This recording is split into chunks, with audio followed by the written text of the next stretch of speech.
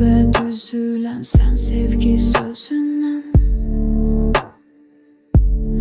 unudulmaz bir ansan. Parla gözler alışsın, son oxunan romansan. Bircə mənə yaşlansan. Külək oynar mənimlə, sərd etsə də dönmərəm. Cəmalından göz alam, pənah edəm gözlərəm. Xəritəmi izlər varmazlar, seyrinə heyran gözlərdən. Dəfinəm gizlər səni, dərin qala gözlərdən.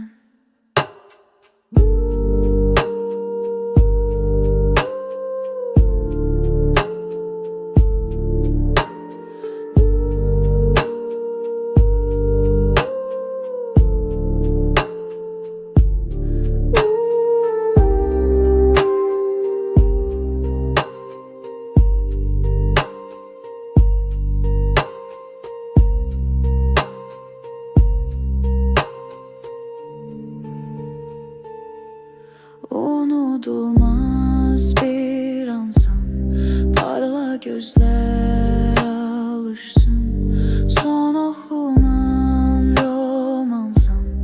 Bircə mənə yaşlansan. Külək oynar mənimlə, sərd etsə də dönmərəm. Cəmalından göz alam, pənah edəm gözlərəm. Xəritəmi izlər varmazlar, seyrinə heyran gözlərdən. Dəfinəm gizlər səni, dərin qala gözlərdən.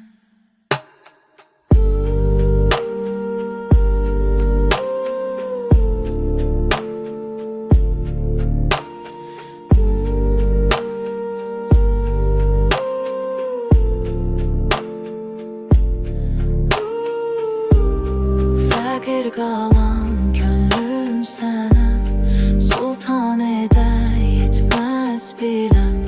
Sən ki məndən sevir necə, dəyər biçəm yetməz sən.